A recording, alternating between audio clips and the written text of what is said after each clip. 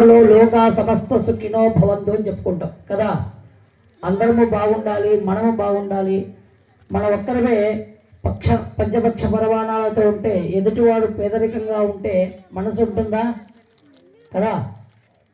కాబట్టి అందరము కుల మత వర్గ భేదాలు లేకుండా ఈ యొక్క భగవద్గీత ప్రతి ఒక్కరూ కూడా దీనికి ఒక సమయం నిర్ధారణ చేసుకుందాం.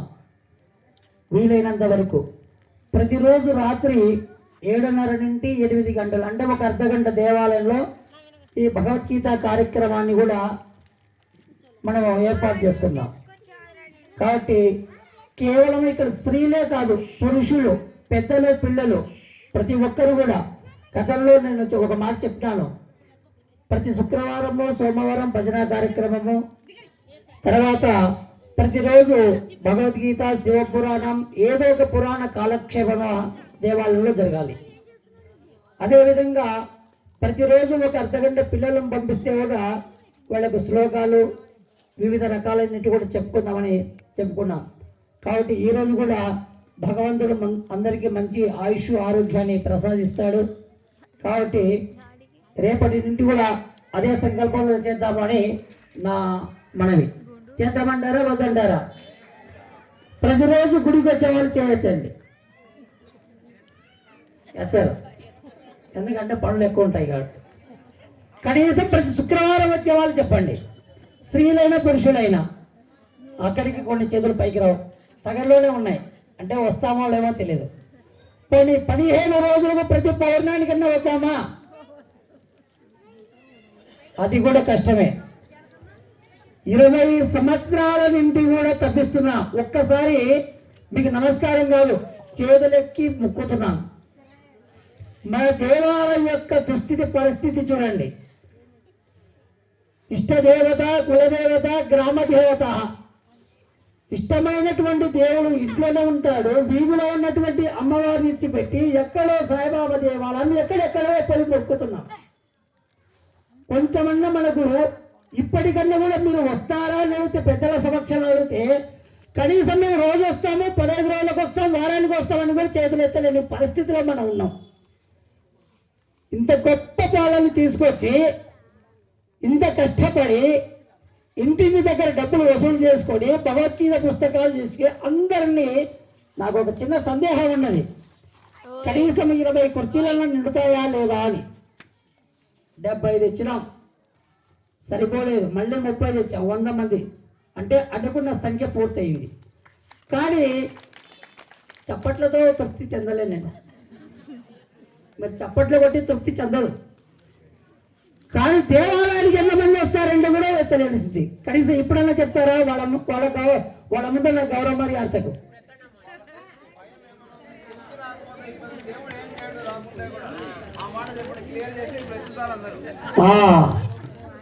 ఒక చిన్న సవరించినారు, రాకపోయినా మనం చేయనెత్తండి.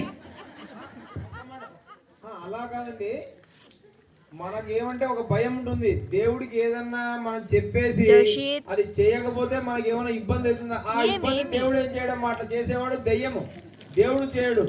కనుక మనము హోలాంటెడ్గా చెప్పాలి, మనస్ఫూర్తిగా నేను వస్తాను అని. ఏదైనా కారణం చేత రాలేదనుకోండి, దేవుడే అర్థం చేసుకుంటాడు, వీడికి ఫలానా కారణం ఉంది, వీళ్ళ ఇంట అనారోగ్యం ఉంది, లేకపోతే వీడు వేరే ఊరికి పోయినాడు, అందుచేత నా భక్తుడు రాలేకపోయినాడు అనుకుంటాడు. కనుక ఇప్పుడు అందరు చేతులు ఎత్తండి, ఎవరెవరు ఎత్తుతారో అంతా ధైర్యంగా. కాళికామ్మవారు ఏం చేయరు మనను, ఇంకా మన తల్లి.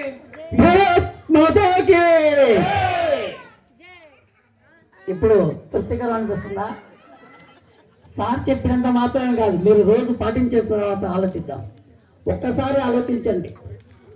తెల్లవారుదాన సుప్రభాతం 5ంటికి 5:30 మొదలవుతుంది. అదే సమయంలో మసీదులో అజాం అవుతుంది. భర్త భార్యను తట్టి లేపుతుంది, అజా ఇస్తున్నారు ముస్లిమ్స్ ఇంట్లో. గమనిస్తున్నారా? మనం లేచి కల్లాపు పెరగ చీపురు తీసుకున్న వెంటనే వాళ్ళు మన కళ్ళెదురుగానే మందిరాలకు పోతున్నారు. రోజుకు 5 పూటలు నమాజ్ చేసే వాళ్ళు ఉన్నారా లేదా? క్రైస్తవులు చూడండి, చదువు రాకపోయినా ఒక పవిత్ర గ్రంథంగా వాళ్ళు భావించుకున్న బైబిల్ దయ్యము గ్రంథం అది. అటువంటి గ్రంథాన్ని చదువు రాకపోయినా సంకల పెట్టుకొని ప్రతి ఆదివారం శుక్రవారం చర్చిలో వెళ్తున్నారా? నిన్న మన ఊరిలోనే అక్కడి నుండి ఇక్కడికి వచ్చింది సిలువ. ఎవరెవరు మొక్కినారా సిలువకు? ఇక్కడ రాలేదు, అటువైపు వచ్చింది. చూడండి మా కనీసం వారంలో వాళ్ళు పోయినటువంటి ఇక్కడికి దేవాలయానికి వస్తే మీరు దక్షిణలో వేయండి, ఆరతుల్లో అర్చన చేయండి, ఎవరు మిమ్మల్ని అడిగినారా? ఎవరు అడగలేరు. కానీ చర్చిలో పోతే వాళ్ళు చేసుకునేటువంటి వృత్తిలో దశభాగం అక్కడ కట్టాలి ఖచ్చితంగా కదా, దశమ భాగము అక్కడ చెల్లించాలా. చూడండి, వాళ్ళలో చైతన్యం వస్తుందా, మనలో వస్తుందా? మనలో వస్తుందా? ఎప్పుడన్నా రాదా? ఎప్పుడు వస్తుంది? కష్టం. కానీ ఒకటే, 20 సంవత్సరాలు పూర్తి చేసుకొని ఇక్కడ అర్చకుడిగా పనిచేస్తున్న నాకు నిరుత్సాహాన్ని చూపించకుండా, దేవాలయం ఆలయ ధర్మకర్తలు పూజారులు మారుతూనే ఉంటారు, కానీ ఆలయం ఇక్కడే ఉంటుంది. మీ స్థిరమైనటువంటి సంపద కలిగినటువంటి సొంత ఇళ్ళలో మీరు ఇక్కడే ఉంటారు, మీ వంశం అభివృద్ధి అవుతూనే ఉంటుంది. మేము చెప్పేదంతా కూడా ఈ రోజు రేపు ఇంకా కొన్ని సంవత్సరాలుగా వెళ్ళిపోతాం. కానీ ప్రతిరోజు దేవాలయానికి చేయండి. ఈ దేవాలయం మహత్యం గురించి చెప్పాలంటే మీరందరూ చెప్తారు, ఇది పూర్వము ఎంతో పురాతనమైన దేవాలయం, అమ్మవారి నవరాత్రులు నడుస్తుంది, ఆయుధాలు కింద పడుతున్నాయి, రకరకాలుగా చెప్పుకుంటున్నాం. కానీ చెప్పుకోవడమేనా? కనీసం మనం దేవాలయానికి వచ్చి ప్రతిరోజు నమస్కరించి పాదాలు చెప్పులు వేసుకొని పక్కకు విడిచిపెట్టి కూడా మొక్కిపోయేటువంటి స్థితిలో కూడా మనం లేను. పాడి పంట కులవృత్తి అన్ని సమృద్ధిగా ఉన్నాయి. గతంలో 20 సంవత్సరాలకు కింద వచ్చినటువంటి చరిత్ర మనం అనుభవిస్తున్నామా? ఇప్పుడు ఒక్కసారి చెప్పండి మీరు, 20 సంవత్సరాల్లో స్టోర్ బియ్యం తింటూ కూడా నేను ఇక్కడ ఉన్నాను. అప్పుడున్న చరిత్రలో ఉన్నామా మనము? ఉన్నామా? లేము. అంటే ఆ కరుణామయి జగన్మాత కాళికామాత అనుగ్రహం వలన మనము సంపద కలిగి మనము ఆయు ఆరోగ్యాలతో ఉన్నాము, అంతే కదా. ఇంకా ఇబ్బందులో ఉన్నామా? వ్యక్తిగతమైనటువంటి పరిస్థితుల్లో ఇబ్బందులు ఉండొచ్చు, కానీ మనము రూపాయి తోడ పెట్టుకొని లక్ష్మీ సంపద పుత్రులుగా ఉన్నామంటే అమ్మవారి యొక్క అనుగ్రహమే. శరన్నవరాత్రులు తప్ప మిగతా తక్కిన రోజుల్లో చాలా మంది దేవాలయానికి కనువైపు కన్నెత్తి చూసినటువంటి దుస్థితి మనలో ఉంది. ఆ పరిస్థితి రాదు. 20 సంవత్సరాల్లో కొంతమంది మనకు పెద్దవాళ్ళు వచ్చి మార్గదర్శనం చేస్తేనన్నా మనలో కొంత మార్పు వస్తుందనే, కానీ మిమ్మల్ని ఇక్కడికి అంతా పిల్లంపి ఏదో కార్యం చేసి ఏదో ఘనత నాకు పేరు కానీ ప్రతిష్టల కోసం కానీ ఈ కార్యక్రమాన్ని జరపలేదు. మనమంతా కూడా దేవాలయానికి, ఒక అమ్మ గుడికి వస్తే ఆమె దేవాలయానికి పోతుంది, రోజు బొట్టు పెట్టుకొని పోతే బొట్టు పెట్టుకొని పోతుంది. ఈ వద్దు మనకి ఈ మాటలలో వద్దు, ప్రతిరోజు దేవాలయానికి రండి. అర్చకుడి యొక్క మనసులో ఏది ఉన్నా మంత్రము మాత్రమే వేద మంత్రమే.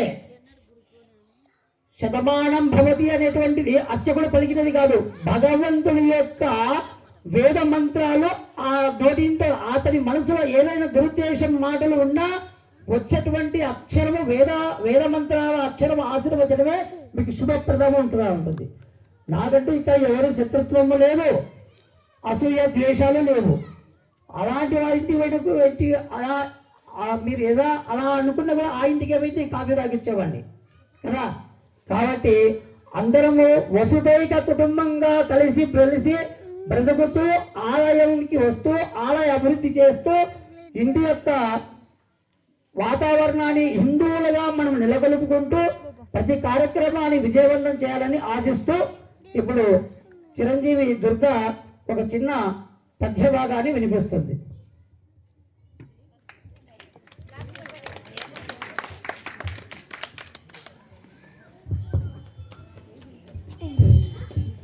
తల్లివి తత్వ వేదాత్తల సదార్థ మరాలివి వీరదాత్రవి చిల్లిన రక్తములు పరవశించివి కాలివి నిత్య శోభివి జల్లిన శాంతి మత్రములను శక్తివి జాగృత ధర్మ జాతివి తెల్లని క్రాంతి నల్లన ప్రదీప్త గురాలుగా భరత బాంబివే. ఈ శ్లోకం భారత మాతను ధర్మరక్షరాలుగా వీరులను దాత్రిగా శాంతి మత్రాలతో కూడిన శక్తివంతమైన తల్లిగా సూచిస్తుంది. ఇది భారతదేశ గొప్ప గుణాలను వర్ణిస్తుందని భక్తి భావాన్ని తెలియబరుస్తుంది. ధన్యవాదములు. ఈ యొక్క పద్యంలో చాలా విశిష్టతగా అమ్మని మనకు చెప్పింది. ఇప్పుడు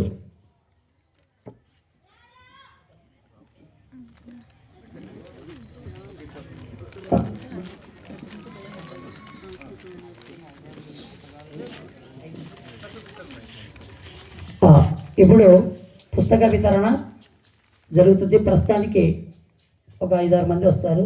తర్వాత అందరికీ ఇచ్చేటువంటి సమయం ఉండదు కాబట్టి రేపు ఉదయాన్నే మీకు మీ ఇంటికి పేరు నమోదు చేసుకున్నటువంటి వారికి ప్రతి ఒక్కరికి కూడా ఈ పుస్తకాలు లభిస్తాయి తప్పకుండా. కావేరి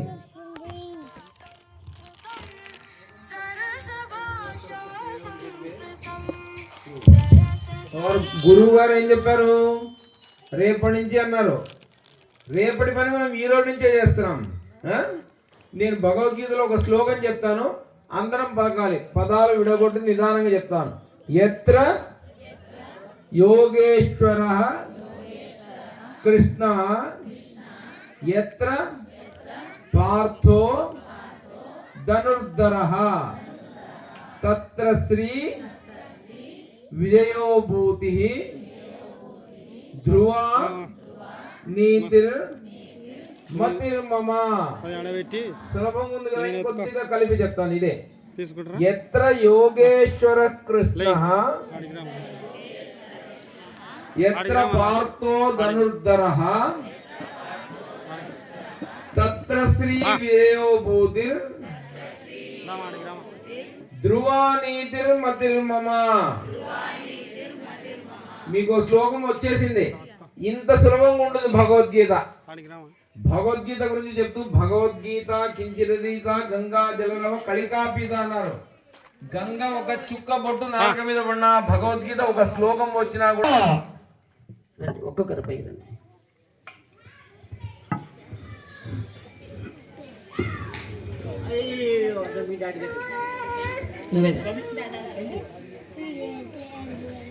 भारत माता की, भारत माता की, भारत माता की.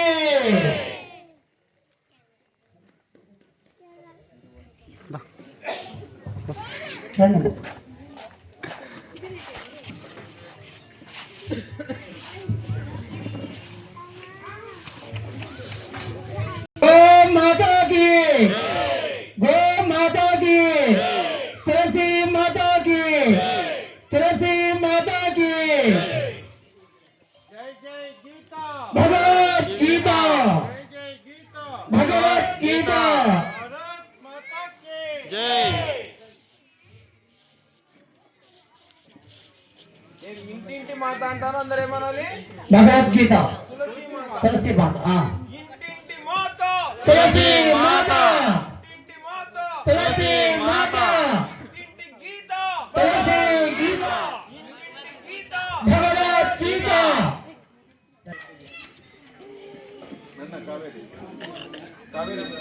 అమలా సార్ अब बुक कर. भारत माता की, भारत माता की.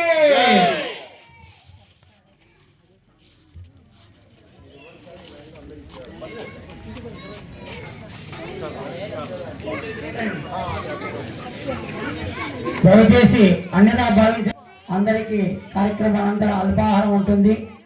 తర్వాత ప్రతి ఒక్కరి ఇంటికి భగవద్గీత తప్పగా రేపు ఉదయాన 7, 8, 9 గంటలకల్లా వస్తుంది. సరేగా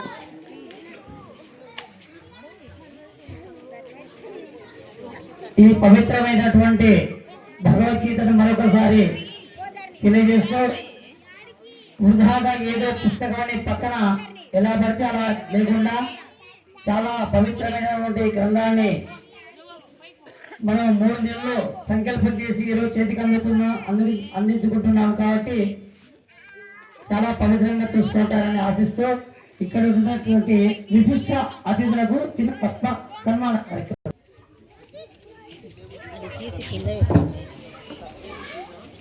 జై శ్రీరామ్.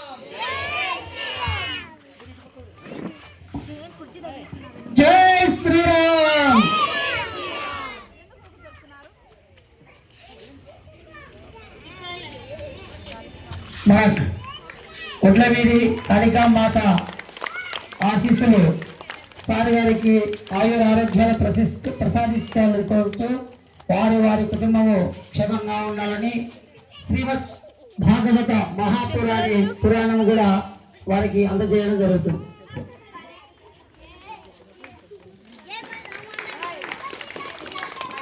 అదేవిధంగా మన తిరుపతి దేవస్థాన ధర్మ ప్రచారక్ మల్లు వెంకటరెడ్డి గారికి సన్మాన కార్యక్రమము లింగమూర్తి గారి చేత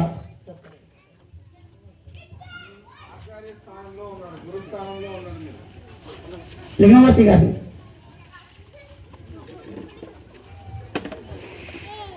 మేదా ఏం చేస్తున్నాడు ఎల్టిని చూసావా గలీజ్ గలీజ్ చేయకు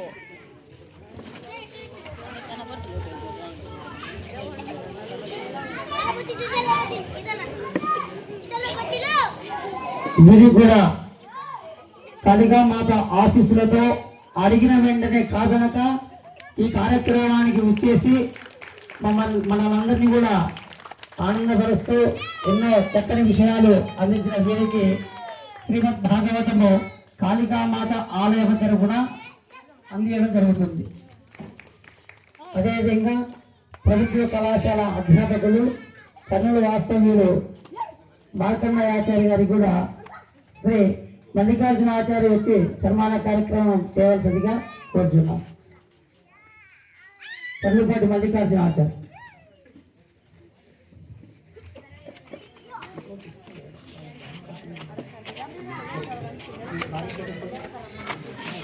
నాగమణి అమ్మగారు కూడా వేదికపైకి రావాల్సిందిగా కోరుచున్నాం. అమ్మ ఒక ఇద్దరు రండి అమ్మ, మహిళలు ఇద్దరు మహిళలు రండి. చందన వచ్చేసి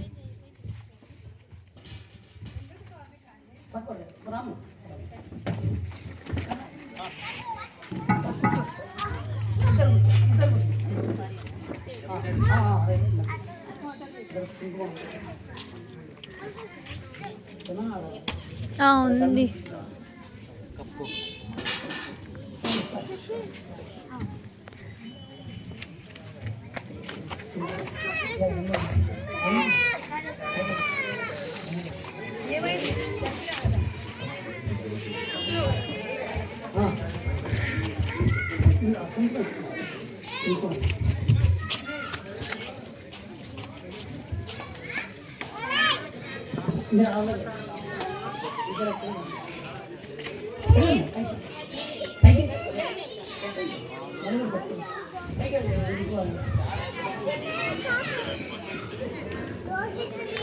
ఇందులో ప్రభుత్వ కళాశాలలో ఎంతో మంది పేద విద్యార్థులకు పుస్తక సహాయ సహకారాలు అందిస్తూ చాలా మందిని ఆధ్యాత్మిక పరంగా కూడా తీర్చిదిద్దుతూ హిందూ ధర్మం గురించి చాలా గొప్పగా చెప్పేటువంటి వారు మార్కండయాచార్య వారి యొక్క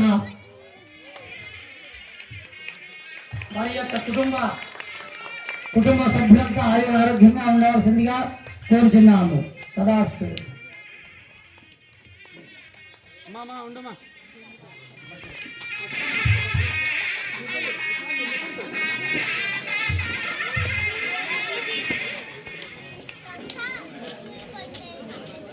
ఇప్పుడు వందన సమర్పణ ఈ యొక్క